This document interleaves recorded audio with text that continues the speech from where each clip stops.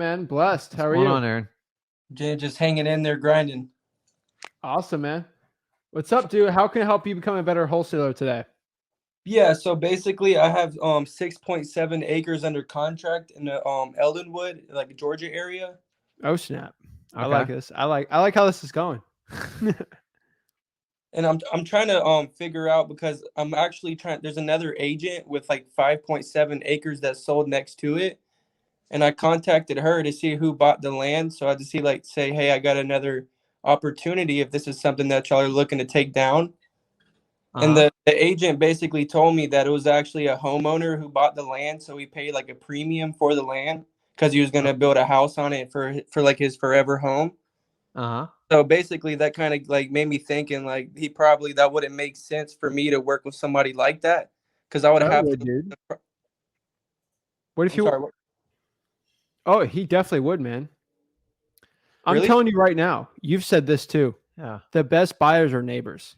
Yeah, dude, I'm gonna tell you, first of all, there's no question about their dedication because they own the property adjacent to it. And this is like what I do in my current area. Like I hunt every day. Like, and I'm patient. I'll wait 20 years. Like I want every property surrounding my property. And you only get one shot when you get these properties because somebody else buys it. You could be blocked out for 30 years. So Um, dude, the first thing you do is if there's a house next door, if it's just a vacant lot they're building, exactly what you do: find the agent, find the buyer, and then just cut the agent in, and Right, they'll make it the easiest deal for you in your life, and they'll actually help you price it. Agents typically overprice stuff, and I let them just knock their socks off with it and just pay them a full commission. right. So basically, what you're saying is that I could. So the guy who bought the land next door was somebody who was buying the property to actually like have a house to live on. So Uh you're huh. telling me to see if he's interested on this land as well. Yeah, maybe he doesn't want neighbors and he's rich. Yeah, Right. maybe he looks like an empty field. Maybe like you have no idea. Like people like their privacy, and if sometimes they can just buy the raw land and not even build Yeah. on it for the option down Let the me give road. you a quick story. My neighbor, where I live right now, he bought this house on the water. Okay. He's super rich. He bought the other house on the water, $1 million, like millions of dollars. He bought it, knocked it down just so he didn't have to do a neighbor. He did all the other plot next to him, and this is Right. like a corner, like on the river. Like he literally bought two houses, his neighbors' houses, for cash because he was waiting until they sold them, knocked them down, and just don't want a neighbor. Yeah. Oh How much? wow. All these people. What do you got it under contract for?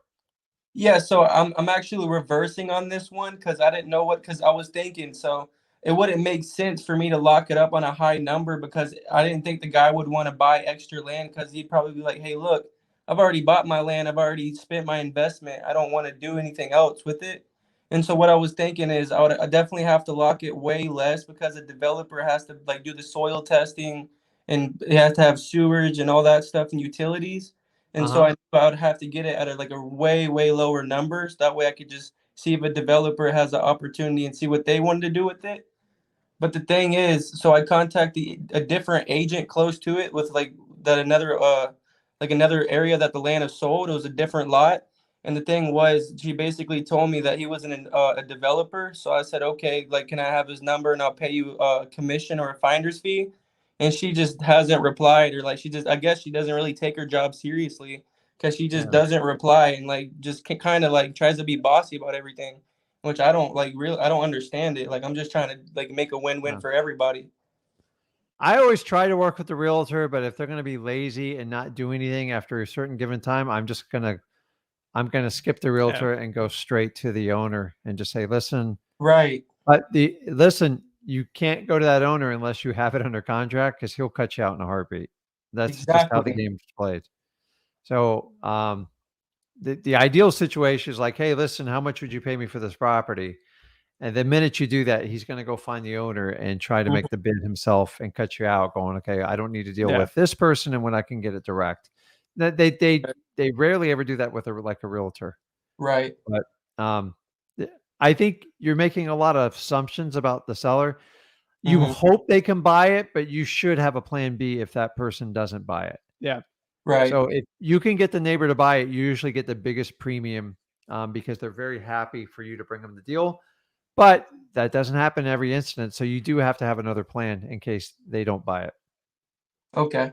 I appreciate that a lot. And the last thing, there was a problem. I have contacted some developers in the area, and they're complaining that there's a lake on. I mean, I've talked to probably like 10 developers, and then the other ones haven't got back to me yet. So I'm still waiting to hear from them. But what I know of as of now, this guy told me he was interested in the location, but the thing was, he said there's a lake, and he's worried about like the flooding zone or something to do with flooding.